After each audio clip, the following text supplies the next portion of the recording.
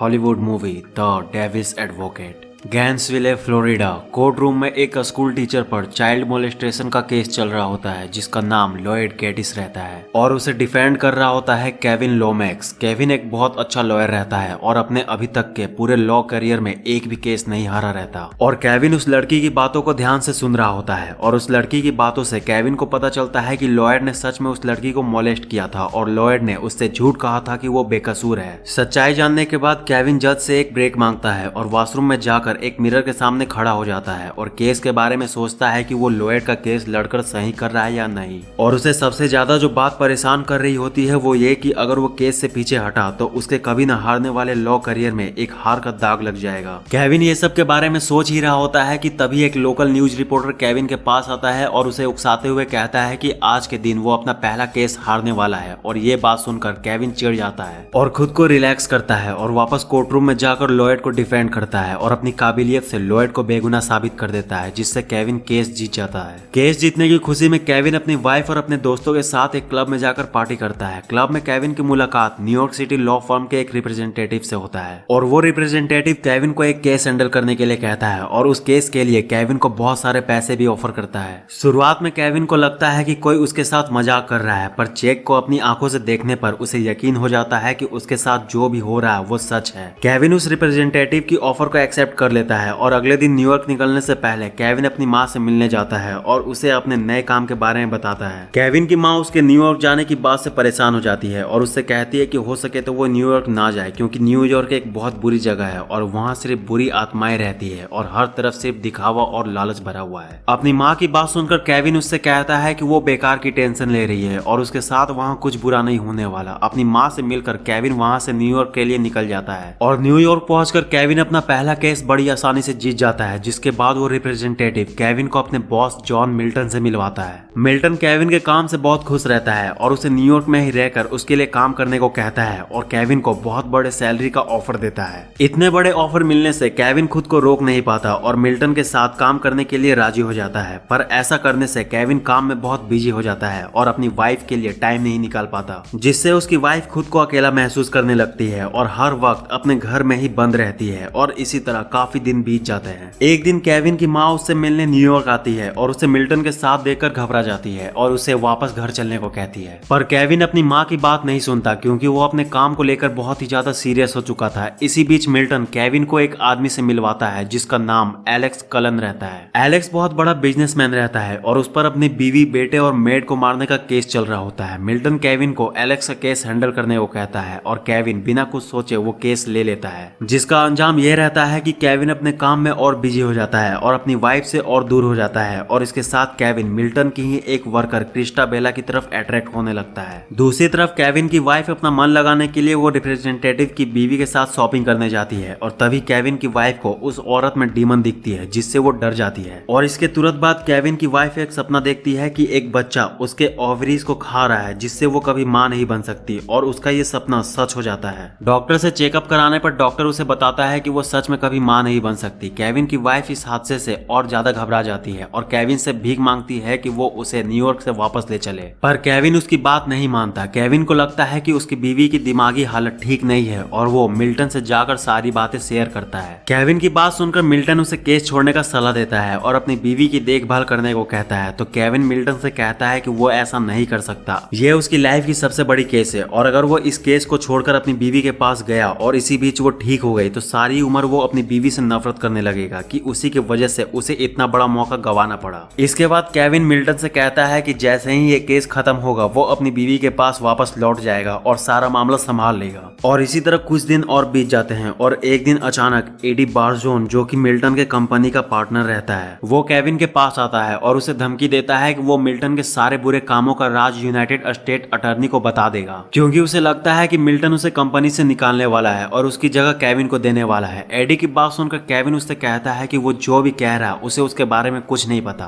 पर AD Kevin की बात नहीं मानता और गुस्से में वहां से चला जाता है। केविन तुरंत सारी बात मिल्टन को जाकर बताता है तो मिल्टन केविन से कहता है कि वो इन सब बातों की टेंशन ना ले, वो सब संभाल लेगा। और इसके तुरंत बाद कुछ अजीब से लोग एडी को जान से मार देते हैं। और यही दूसरी तरफ एडी की मौत का पूरा नजारा केविन की वाइफ को घर में ही इमेजिन होने लगता है और वो पागलों की तरह रोने लगती है। और केविन इन सब बातों से अनजान रहता है। केविन एलेक्स के केस में बहुत ज्यादा बिजी रहता है और एलेक्स की सेक्रेटरी को गवाह देने के लिए रेडी कर रहा होता है। पर जब केविन एलेक्स की सेक्रेटरी को गवाही देना सिखा रहा होता है तब उसे पता चलता है कि एलेक्स की सेक्रेटरी झूठ बोल रही है और एलेक्स ने सच में अपनी बीवी, बेटे और मेड को मारा है। केविन तुरंत सारी बात मिल्टन को जाकर बताता है तो मिल्टन केविन से केस छोड़ देने को कहता है, पर केविन सारी सच्चाई जानने के बाद भी केस से पीछे नहीं हट पाता, क्योंकि वो नहीं चाहता था कि उसके कभी न हारने वाले लो करियर पर हार का एक दाग लगे। और इसी वजह से इस बार भी केविन झूठ का साथ देता है और एलेक्स को केस जितवा देता है। केस खत्म होते ही केविन तुरंत अपनी वाइफ से मिलने के लिए भागता है, पर रास्ते में उसे एक आदमी मिलता है जो लॉ डिपार्टमेंट का ही रहता है। वो केविन से कहता है कि वो जिन लोगों का साथ दे रहा है वो बहुत बुरे हैं, और इसके साथ केविन को बताता है कि उसने जिस स्कूल टीचर को चाइल्ड मोलेस्टेशन के केस में जितवाया था वो स्कूल टीचर फिर से पकड़ा गया है और इस बार उसने एक बच्ची का मर्डर कर दिया है। केविन उस आदमी की बात सुनकर शॉक हो जाता है, पर इससे पहले दोनों कुछ और बात करते एक कार अचानक से उस आदमी को टक्कर मार देती है, जिससे उस आदमी की उसी वक्त मौत हो जाती है। इसके बाद केविन तुरंत अपनी बीवी से मिलने जाता है, पर अपने फ्लैट में पहुंचते ही उसका गार्ड उसे बताता है कि उसकी बीवी घर पर नहीं है, वो चर्च गई है और उसकी हालत ठीक नहीं है। गार्ड की बात सुनकर केविन तुरंत चर्च जाता है। वहाँ उसकी वाइफ एक ब्लैंकेट ओढ़े बैठी हुई रहती है और केविन के पूछने पर उसे बताती है कि मिल्टन ने उसका रेप किया है जब वो कोर्ट में था। यहाँ केविन को अपनी वाइफ पर यकीन नहीं होता,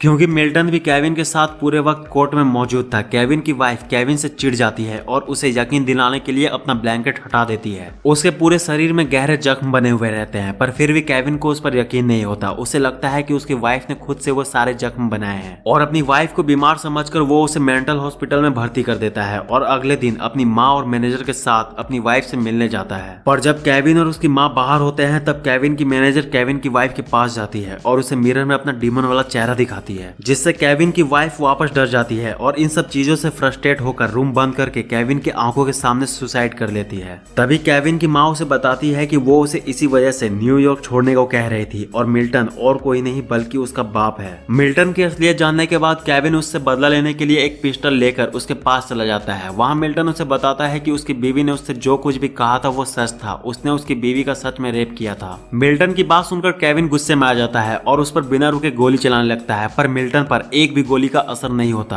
केविन मिल्टन से उसकी असलियत पूछता है तो मिल्टन उसे बताता है कि वो और कोई नहीं बल्कि खुद सैटन है। मिल्टन की सच्चाई जानकर केविन उसे ब्लेम करने लगता है कि उसके साथ जो कुछ भी हुआ उसी ने किया। तो मिल्टन केविन को समझाता है कि उसने बस उसके लिए एक स्टेज तैयार किया था जिसे वो जब चाहे छोड़ सकता था, पर अपने ईगो के चलते उसने नहीं छोड़ा, तो सारी गलती उसकी है। केविन को भी सारी बात समझ आ जाती है कि उसके जीतने की भूख ने उसे ऐसे हालात में डाला है। केविन को खुद पर काफी गुस्सा आता है। तभी मिल्टन केविन से कहता है कि अब वो चाहता है कि वो सारी बातें भुलाकर एक नई शुरुआत करे और क्रिस्टाबेला, जो कि मिल्टन के कंपनी में ही काम करती है और उसकी बेटी भी है केविन के तरह, दोनों मिलकर उसे एक वारिस थे। यहाँ केविन मिल्टन की बातों से और चिढ़ जाता है और उसे सबक सिखाने के लिए खुद को गोली मार लेता है ताकि मिल्टन का सारा प्लान बर्बाद हो जाए। पर केविन के ऐसा करने से मिल्टन अपना आपा खो देता है और जिस जगह वो रहता है पूरी जगह हेल में बदल जाती है और टाइम लगभग रुक जाता है। तभी अचानक सब कुछ वापस से शुरू हो जाता है और केविन खुद को उसी कोर्ट रूम के वॉशरूम में पाता है जिस वक्त वो मिरर के सामने खड़े होकर सोच रहा था कि वो उस स्कूल टीचर का केस लड़कर सही कर रहा है या नहीं। केविन को मिल्टन के साथ होने वाला सारा हादसा एक फ्लैशबैक की तरह लगता है, जिसके बाद वो कोर्ट रूम में जाकर केस से अपना नाम वापस ले लेता है और बुराई का साथ नहीं देता। केविन को सही गलत में फर्क समझ आ जाता है। पर कोर्ट से निकलने के बाद वो लोकल न्यूज रिपोर्टर केविन के पास आता है और उसके इस डिसीजन के लिए उसे अप्रिशिएट करता है और उसे एक इंटरव्यू देने को कहता है और उससे कहता है कि इस इंटरव्यू से वो उसे स्टार बना देगा। शुरुआत में केविन उसे मना कर देता है, पर अपनी बीवी के कहने पर वो मान जाता है और वहां से उसे एक टाइम देकर चला जाता है। पर उसके जाते ही वो रिपोर्टर मुस्कुराता है और मिल्टन में बदल जाता है और मूवी यहाँ खत्म हो जाती है। तो यार बस इस वीडियो में इतना ही। वीडियो कैसी लगी कमेंट करके जरूर बताना और इस तरह के और मूवीज के लिए चैनल को सब्सक्राइब करके बेल आइकन को प्रेस कर लो। तो मिलते हैं नेक्स्ट वीडियो में, तब तक के लिए बाय। और वीडियो को लाइक कर दो और चैनल में इस तरह के और मूवीज हैं उन्हें भी जाकर देखो।